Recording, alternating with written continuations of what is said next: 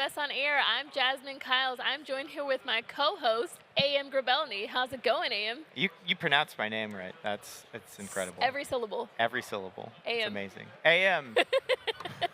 Hi, I'm here. I'm a developer advocate for AWS Game Day. And I'm excited to talk with our friends with the Generative AI Competency. Yeah, Victor and Chris. Hello, Victor, hello. you want to kick us off with an intro? Absolutely, yes. Thank you for having me here. I'm Victor Rojo. I'm the tech lead for the Generative AI Competency Partners, and I'm here with my friend Chris. Chris, would you like to introduce yourself? Hello, hello. We thought we'd class to join up a little bit with some Blazers. Is that okay? I like it. My name is Chris Daly. Great to be back. I've called in now the second time. Love the show. I lead the Generative AI Competency for our partners here at AWS, and so happy to talk a lot about what our partners are doing around Generative AI and how to get involved. Awesome. So this is not your first time here. You are back by popular demand. Ooh. So you recently did What your an honor. Friday show with us when you launched, but for the folks who are new, tell us what it is that you launched. What is the Generative AI Competency? In a nutshell, the Generative AI Competency takes the guesswork out of finding a proven partner with Generative AI Expertise.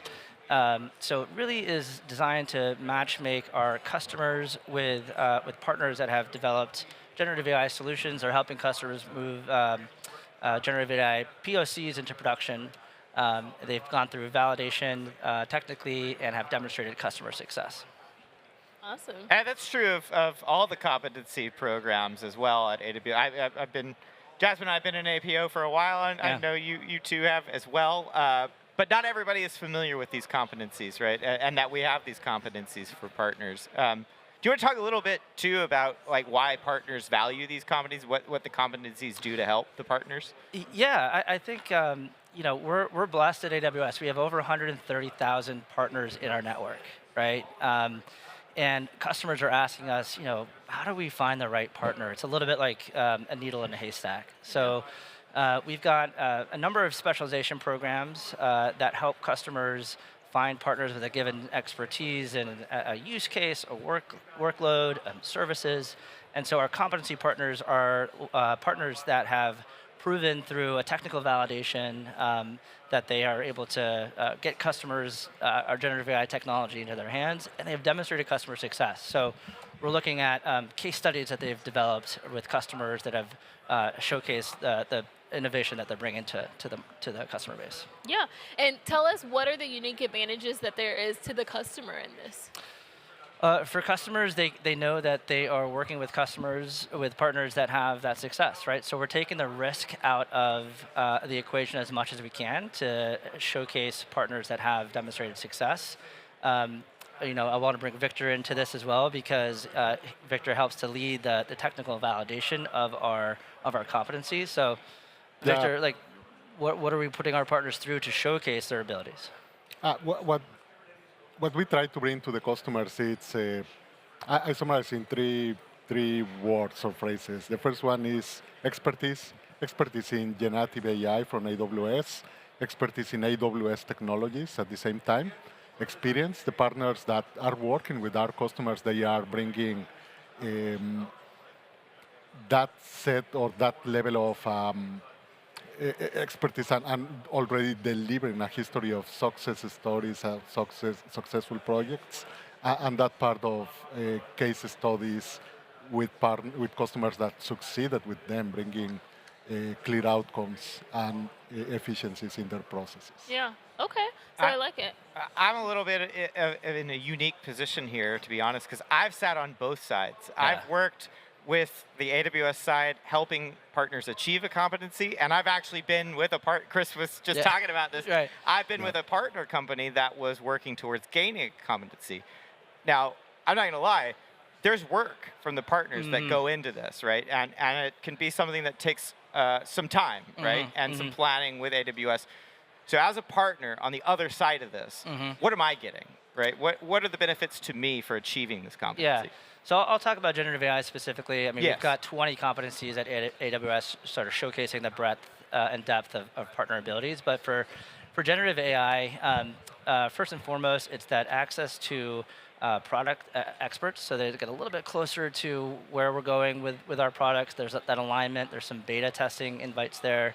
Then another one is we're able to showcase their offerings through our marketplace. We've got a tag where they're filterable, so that their offerings sort of rise to the top. There's eligibility to funding programs, other go-to-market benefits. We really try to not only just put partners onto a catalog on a website, but internally we're really focused on getting them connected to our sellers and making that matchmaking happen. Yeah, it was really beneficial, like from my perspective at least, when I was working through this, to get access to things like product roadmaps too, Yeah. to help plan, as we are planning when I was on the partner side, how do we plan our roadmap in accordance with what is happening at AWS, and having that window into what's going on really helped set our priorities as well. Right. I think customers are coming to these partners because of that that sort of expected expertise. Yeah. Partners are bringing that to the validation process, which we are approving, looking at, totally understanding. And then as another benefit, right, they get that access to our experts. And so this sort of one team mentality as we approach customers. We're really leaning on those partners to sell with us. Yeah. So what does it look like, Chris? You have launched with over 40 partners. Yeah. Are you continuing to bring in new partners? We are. Yeah. Yeah. What does that look like? What's our count? Oh boy. So we launched with 45 partners. 30 were SI, global system integrators or regional system integrators. We had 15 ISVs. We represented 10 countries in terms of headquarters. We have over 110 countries represented globally from an offices standpoint. I think we have over 100 partners right now that are in our pipeline, putting applications together. We've approved an additional 8. And what I'm really, really happy about is if this is, assuming this is a global audience, right? It's the internet. It is. we have a really strong global presence with developers and our partner companies coming in from all over the world. Yeah, and this is bringing also the possibility to get visibility on the success that they bring to the customers, because one of the requisites for applying is bringing customer studies where they succeeded, the customer succeeded with Amazon Bedrock or SageMaker Jumpstart. Yeah. Victor, tell us a little bit about some of those success stories. What do you have? I know you've got everything on the top of your head. You just can't wait to tell us about what you've seen in those technical validations, but tell us some of those. There are many anecdotic stories for this. One of the case studies that we were reviewing, and I was reviewing, was from a partner that is part of the competency program, MongoDB, for example. MongoDB, it's a provider of solutions and tools related to vector databases, which it's basically the core part of retrieval augmented generation in generative AI.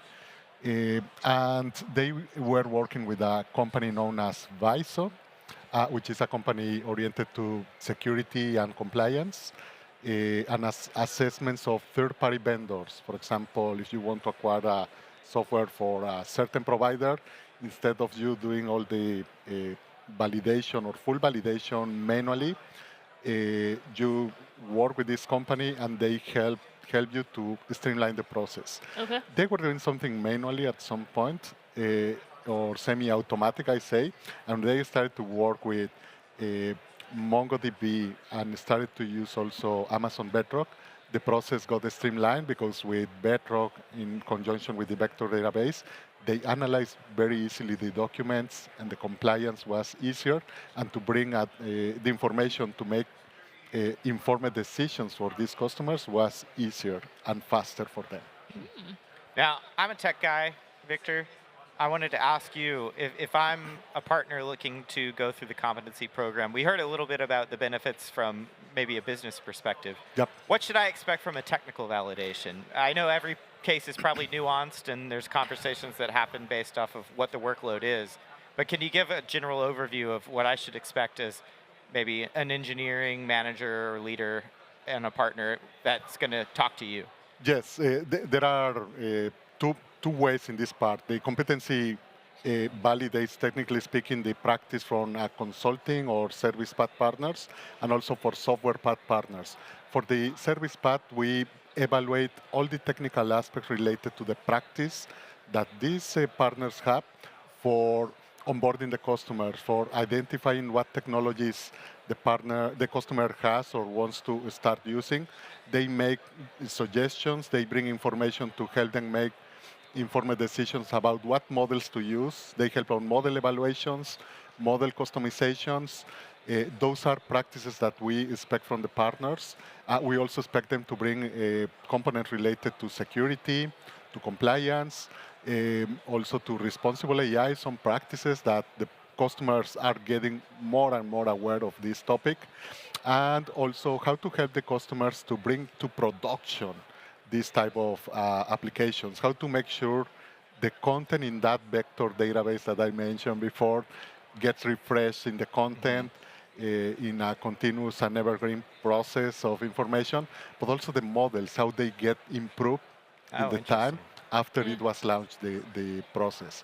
In the technical side for software path partners, we validate that, and they have to bring that, the partners, is that their platforms must run more than 100% on top of AWS.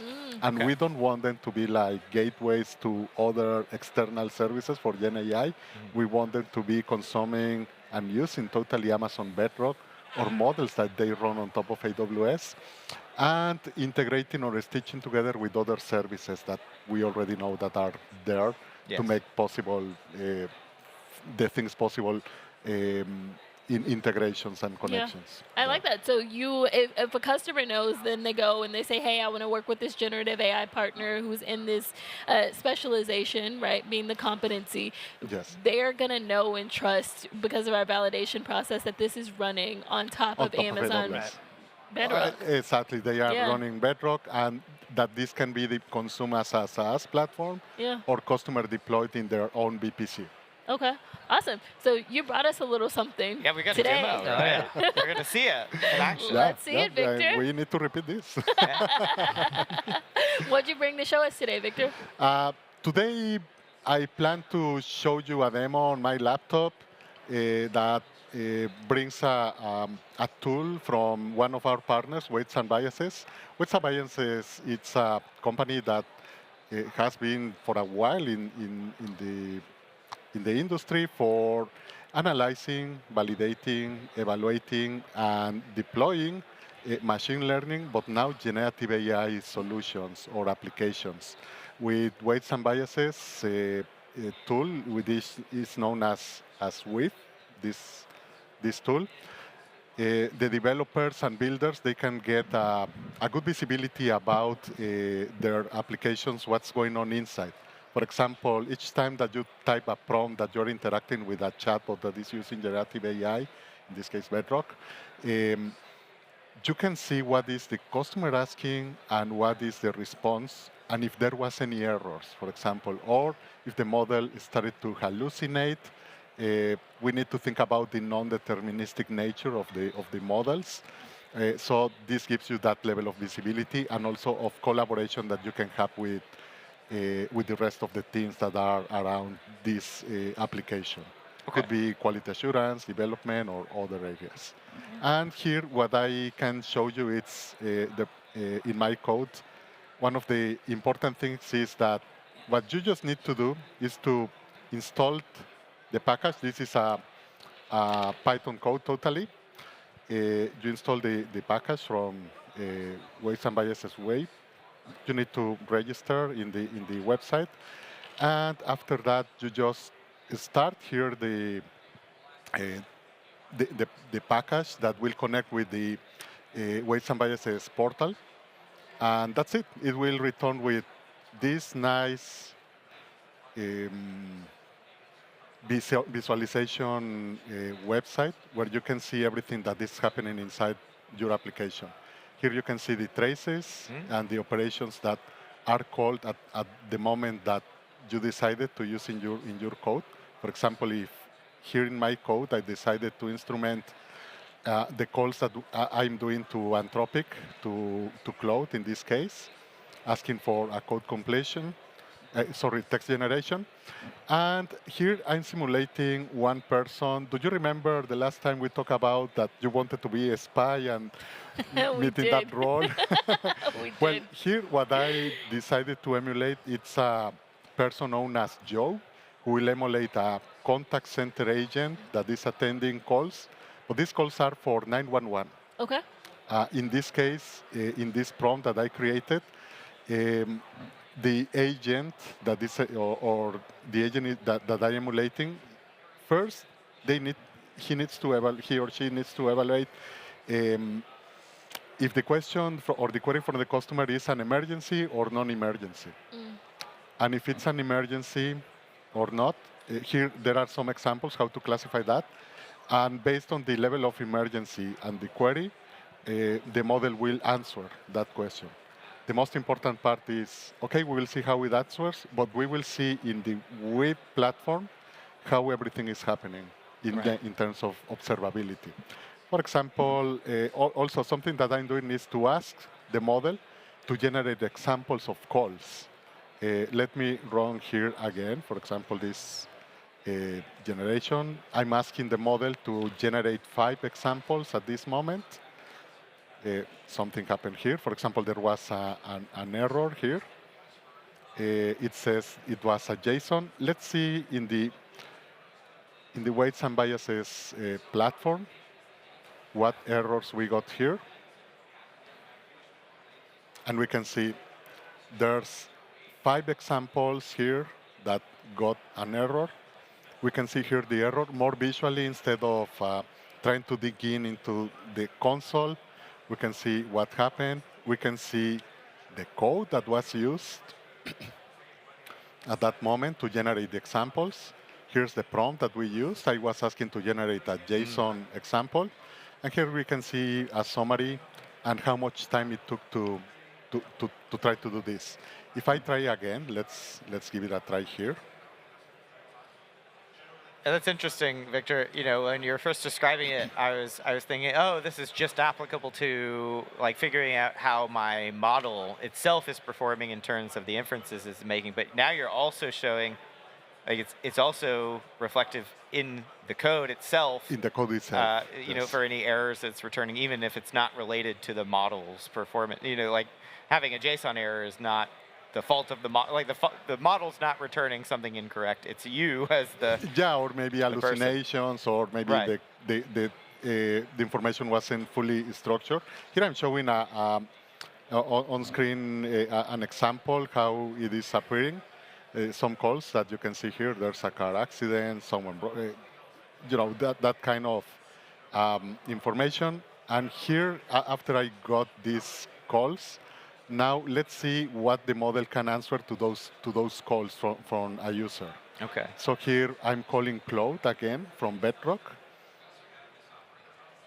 This is running, and I'm getting here all the answers that the model can answer.